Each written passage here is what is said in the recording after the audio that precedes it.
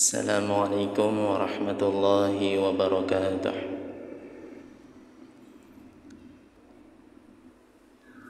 Alhamdulillahi rabbil alamin, wa bihi nasta'in ala umuri dunya waddin, wassalatu wassalam ala rasulihil karim, amma ba'd.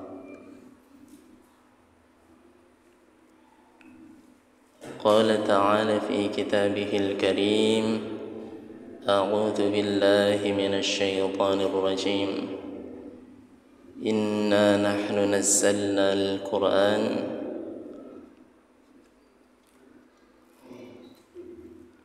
للذكر فهل من مذكر. الآية. وقال النبي صلى الله عليه وسلم: خيركم من تعلم القرآن وعلمه. Hadirin jamaah Ba'diyah Maghrib santriwan Masjid Jami' Nurul Huda, alhamdulillah kita bertemu lagi di kajian Ba'da Maghrib. Akan tetapi sesuai dengan putusan musyawarah daripada seksi pendidikan dan dakwah, agak dilonggarkan jadwalnya, yakni setiap pekan kita akan bertemu di hari Senin dan di hari Rabu. Jadi setiap pekan 2 kali insyaallah. Semoga istiqamah. Puja dan puji syukur senantiasa kita panjatkan atas kehadirat Allah Subhanahu wa taala. Salawat dan salam tercurahkan atas junjungan kita baginda Nabiyyuna Muhammad sallallahu alaihi wasallam. Allahumma salli ala sayyidina Muhammad wa ala ali sayyidina Muhammad. Hari ini kita akan sama-sama belajar tentang fadilatul Quran, baik itu terjemahnya maupun sedikit tafsirnya, barangkali merujuk daripada tafsir Ibnu Katsir, karena beliau bermadhab Imam Syafi'i.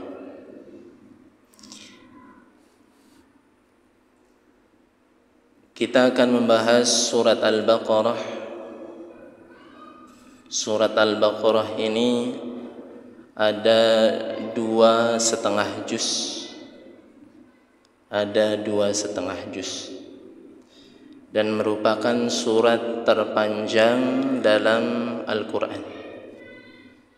Dan di dalam surat Al-Baqarah juga ada ayat yang terpanjang dan ada ayat pamungkas, yakni ayatul kursi. Kita akan sama-sama belajar tentang surat Al-Baqarah. Al-Baqarah secara bahasa artinya adalah sapi betina. Kemudian surat ini diturunkan, atau surat ini dinamakan dengan surat Madaniyah.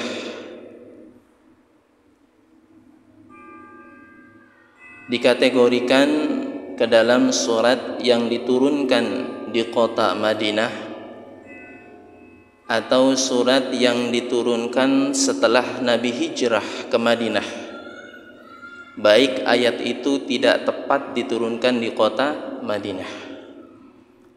Jadi ada 2 kemungkinan. Kalau surat Al-Quran dinamakan Makkiyah, pertama karena sebabnya dia diturunkan di kota Makkah, atau tidak diturunkan di kota Makkah tapi turun sebelum Nabi hijrah.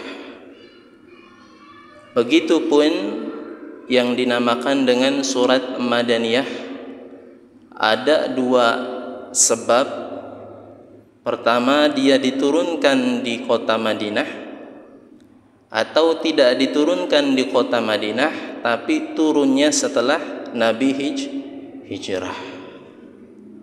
Maka surat Al-Baqarah adalah termasuk surat yang dikategorikan surat Madaniyah, surat setelah hijrah atau surat yang turun di kota Madinah. Ayatnya ada berapa? Lumayan, 286.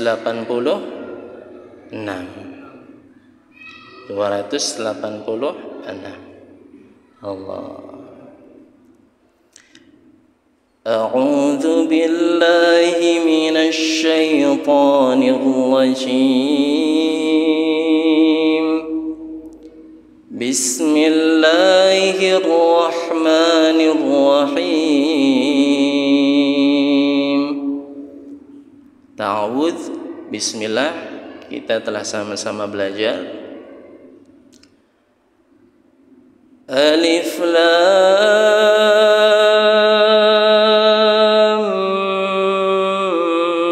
Mim.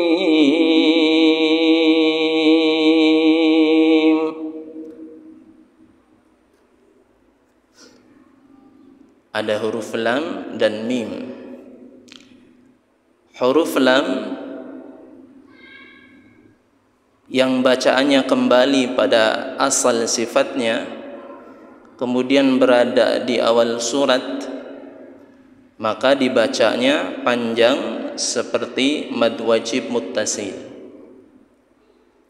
Ini termasuk salah satu bacaan daripada mad lazim harfi musyabba'. Maka alifnya pendek, lamnya panjang sebagaimana lam mad wajib muttasil. Kemudian di situ di mim ada tasydid, dipanjangkan terlebih dahulu lamnya, kemudian baru dimasukkan ke mim, kemudian mimnya juga panjang sebagaimana mad wajib muttasil, karena lam dan mim di sini termasuk mad lazim harfi musyabba'. Dzalikal kitabu la raiba fihi hudan lil muttaqin.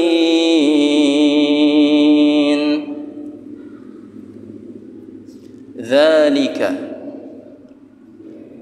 itulah, al-kitabu, kitab, la raiba, yang tidak ada keraguan, fihi, di dalamnya, hi-nya domirnya kepada al-kitab, yang berarti maknanya tidak ada keraguan di dalam al-kitab tersebut, hudal, sebagai petunjuk, lil muttaqin, bagi orang-orang yang bertakwa. Dzalika merupakan isim isyarah yang kalau dimaknakan ke dalam bahasa Indonesia artinya adalah itu. Tetapi makna itu di sini bukan berarti kata tunjuk yang menunjukkan bahwasannya benda itu jauh. Tetapi makna itu di sini adalah isyarah untuk menunjukkan, yang berarti maknanya adalah ini. Karena nanti kalau dalam bahasa Arab, kalau kita menggunakan kata dzalik, itu biasanya posisi bendanya jauh atau minimal tidak sejengkal atau tidak semeter dengan badan kita. Maka benda tersebut menggunakan isim isyarah, yakni dzalik. Tetapi dzalika di sini tidak kembali kepada makna sebagaimana bahasa Arab, yang mana mempunyai makna dzalika di sini hanya isyarah, meskipun secara bahasa menunjukkan maknanya adalah itu, Tapi artinya dalam tafsirnya, yakni dzalika di sini maknanya adalah ini. Al-kitabu, kitab. Al-kitab di sini maknanya apa? Sebelum kita masuk ke maksud dan tujuan daripada ayat di sini, kita sedikit mengingat tentang Al-kitab atau tentang firman-firman yang Allah turunkan kepada hambanya, tepatnya kepada para anbiya. Di antaranya ada Zabur, kemudian Taurat, kemudian Injil, dan yang terakhir adalah yang kita pegang, Al-Quran. Maka Al-Quran di dalamnya berisikan Zabur, Taurat, dan Injil.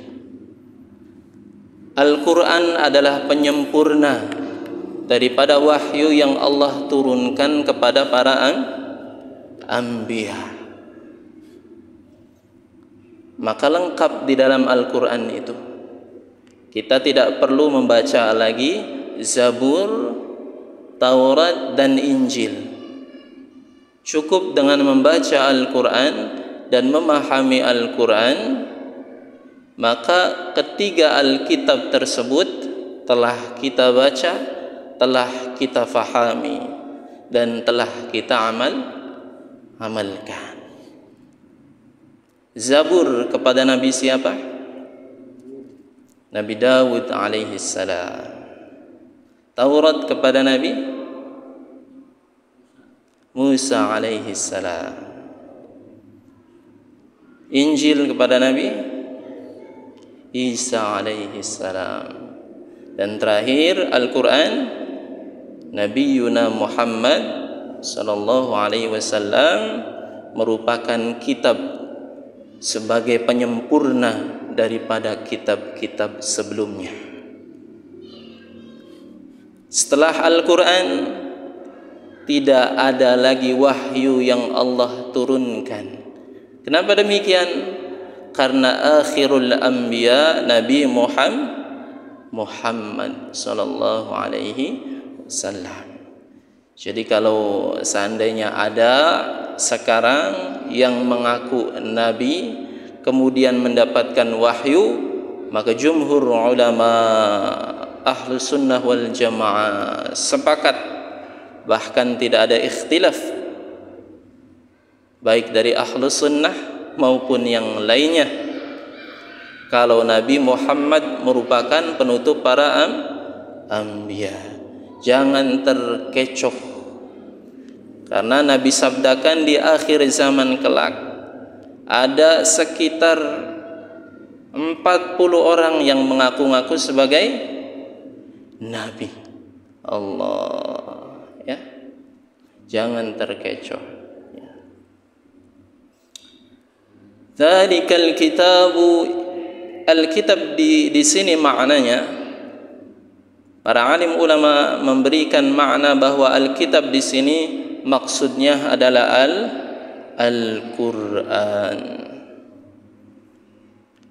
Al-Quran ini la raiba, Allah yang menyatakan dengan la nafiyah, yang memberikan makna tidak ada sedikit pun keraguan. Tidak ada sedikit pun keraguan. Kalau kita yang ngomong, nggak apa-apa, wajar diragukan, karena kita manusia, tempatnya salah dan dosa. Tapi kalau Allah yang sudah bicara alias berfirman, menggunakan kata la di sini maknanya adalah menunjukkan kesungguh-sungguhan bahwa tidak ada sedikit pun keraguan. Terjemahnya dalam bahasa Arab, la qalila fihi raib, la qalila fihi raib. Tapi dipendekkan dengan menggunakan la yang memberikan makna kesungguhan, tidak ada keraguan, dihilangkan la raiba, cukup.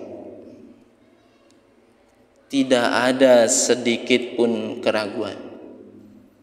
Sebelum kita membaca Al-Quran, sebelum kita tahu terjemah Al-Quran, sebelum kita mempelajari tafsirnya dari para alim ulama, dari mufassirin, maka tanamkan dalam hati kita bahwasanya apa saja yang ada di dalam Al-Quran tidak boleh kita ragukan. Kenapa demikian?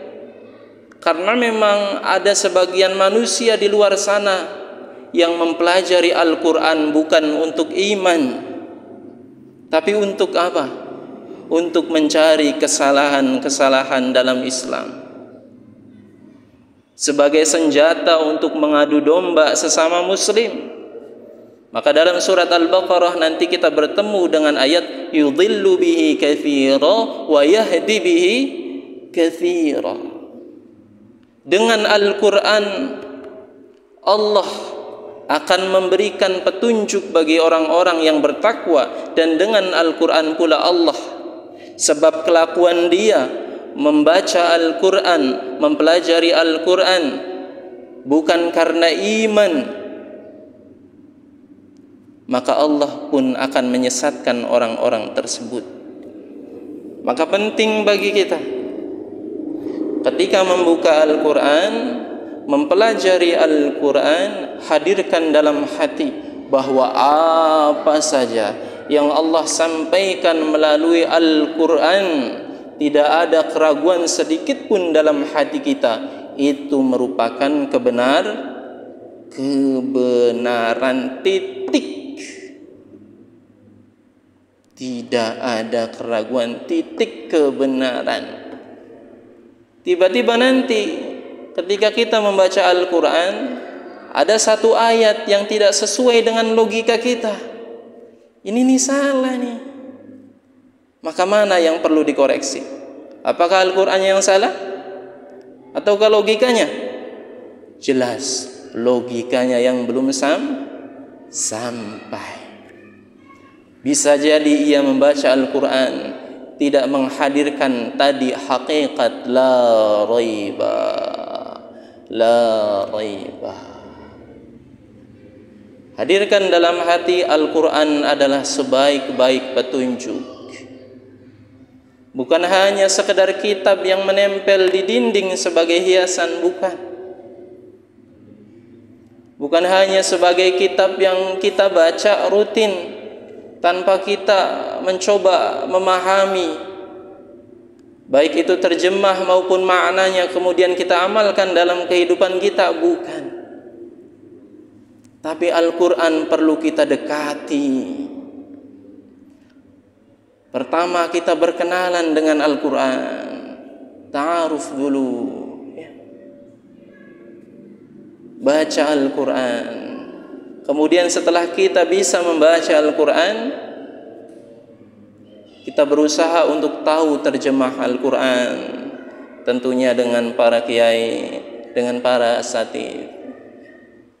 Kemudian setelah tahu terjemahnya, supaya kita tahu maksud dan tujuan ayat tersebut, kita belajar tafsirnya, dekati para alim ulama, ya. Maka Allah memberikan gambaran di awal ayat daripada surat Al-Baqarah, tepatnya ayat kedua. Hadirkan dalam hati bahwasanya tidak ada keraguan sedikit pun apa yang disampaikan oleh Allah di dalam Al-Quran adalah kebenaran yang mutlak, kebenaran yang hakiki. Ada benar hakiki, ya. La raiba fih, tidak ada keraguan dalam Al-Quran. Haknya atau domirnya ini kembali kepada Al-Quran, kepada Alkitab. Alkitab di sini maksudnya adalah Al-Quran. Hudal, suatu petunjuk lil muttaqin, bagi mereka yang bertakwa. Hari ini yang hidupnya lagi bingung, hari ini yang lagi sedih, hari ini yang lagi punya banyak masalah, problem. Kata Allah, Al-Quran adalah hudan, petunjuk. Hari ini yang punya masalah, yang sudah berulang-ulang menyelesaikan masalah, berpikir dengan begitu sungguh-sungguh, tapi masalahnya kok seakan-akan gak selesai. Masalahnya seakan berlarut-larut. Bukan otaknya yang kurang pandai, barangkali dia mencari media petunjuk yang keliru. Maka kembalilah ke Al-Quran, karena Allah sendiri yang bilang Al-Quran adalah hudal, adalah petunjuk. Bagi siapa? Bagi mereka yang mau takwa. Takwa itu sifat. Takwa itu bimtithali awamirillah wajtinabi nawahi, melaksanakan segala perintah Allah dan menjauhi segala larangannya, bi tariqati Rasulillah, dengan cara baginda Rasulullah. Maka kalau kita melaksanakan perintah Allah, maka mesti diiringi dengan ala Rasulillah, taat pada Allah, taat pada Rasulullah. Dan syahadat pun demikian, asyhadu an la ilaha illallah wa asyhadu anna Muhammadar Rasulullah. Jadi sebelum kita memperoleh hudan, kalau dalam ayat kedua surat Al-Baqarah ini, baiknya kita mempunyai sifat takwa terlebih dahulu. Takwa itu apa? Takwa itu kita ikhlas menyerahkan segala urusan kita, baik itu urusan yang bersifat duniawi maupun ukhrawi, ke dalam perkara-perkara yang Allah ridhoi. Hari ini kita punya masalah, maka sebelum kita mencari solusi dari masalah tersebut, kalau kita ingin mendapatkan hudan atau petunjuk yang hakiki dari Allah Subhanahu wa taala, maka hadirkan sifat takwa ke dalam hati kita.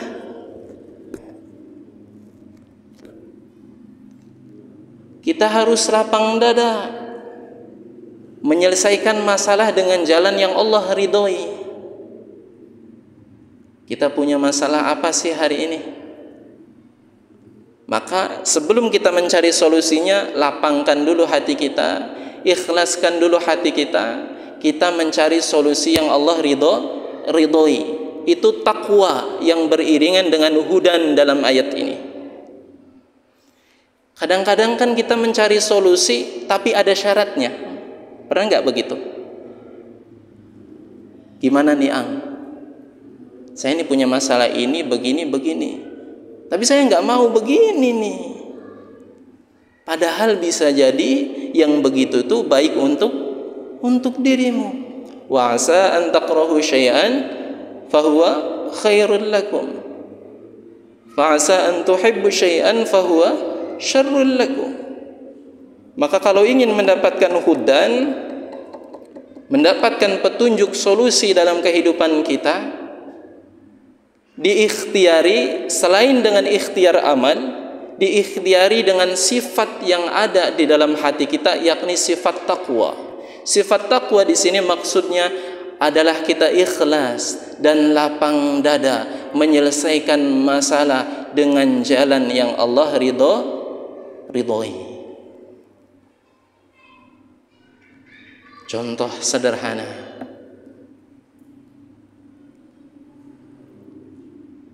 Kita tahu kalau hutang yang ada bunganya itu riba.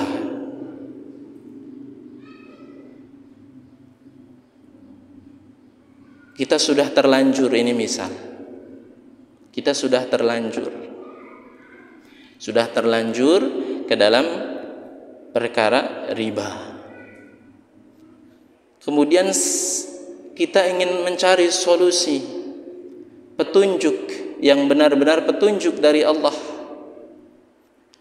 Maka sing-singkan ego kita dari ketakutan-ketakutan, kekhawatiran yang mungkin seakan-akan bertentangan dengan logika kita.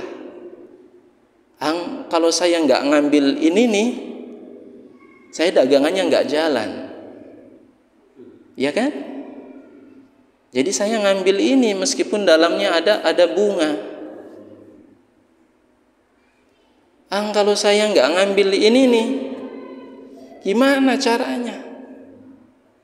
Nggak masuk logika. Maka sebelum kita mencari solusi, kalau kita ingin mendapatkan hudan, hadirkan sifat al-muttaqin dalam diri kita. Man taraka syai'an lillah abdallahu khairan min. Barang siapa yang meninggalkan sesuatu karena Allah, maka Allah akan menggantinya dengan yang lebih baik. Kalau saya nggak begini, saya dalam sebulan nggak dapat 20 juta. Kalau saya nggak begini, gimana caranya perputaran duitnya nggak balance? Udah mentok saya logikanya. Maka hadirkan al-muttaqin, sifat takwa. Sudah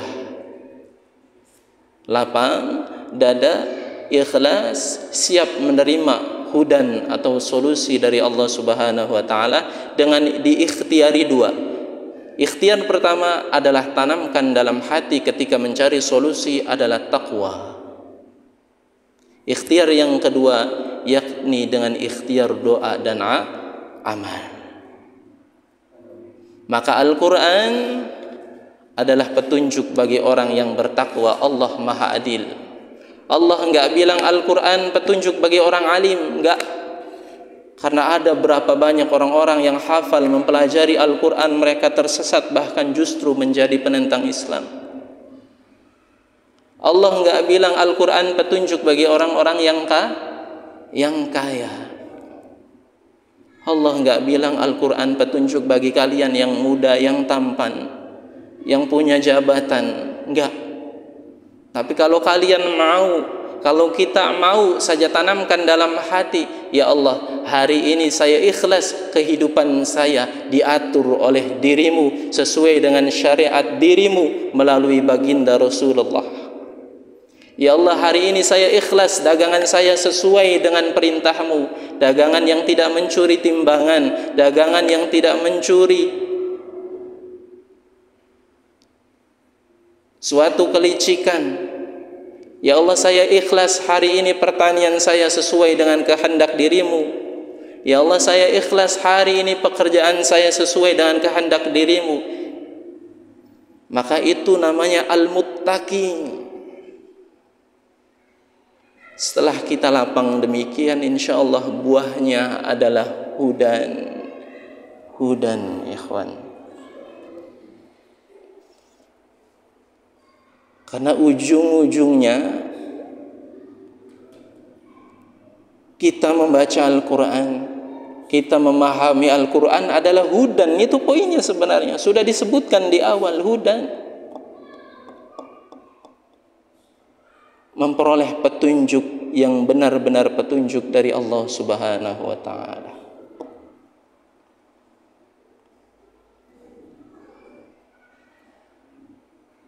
Maka Al-Quran adalah petunjuk bagi mereka yang mau menanamkan dalam hatinya sifat taqwa, sifat lapang dan ikhlas kehidupannya sesuai dengan syariat agama Islam. Jangan setengah-setengah. Jangan sampai bilang Saya mah nggak sholat, yang penting saya baik sama tetangga, yang penting saya baik dengan teman-teman. Jangan setengah-setengah ya. Udkhulu fis silmi kafah, masuklah dalam agama Islam seluruhnya. Wallahu a'lam bishawab. Wabillahi taufiq wal hidayah wal inayah. Subhanallah bihamdihi, subhanallah bihamdika, asyhadu an la ilaha illa anta, astaghfiruka wa atubu ilaik. Khairul kalam, wassalamu alaikum warahmatullahi wabarakatuh.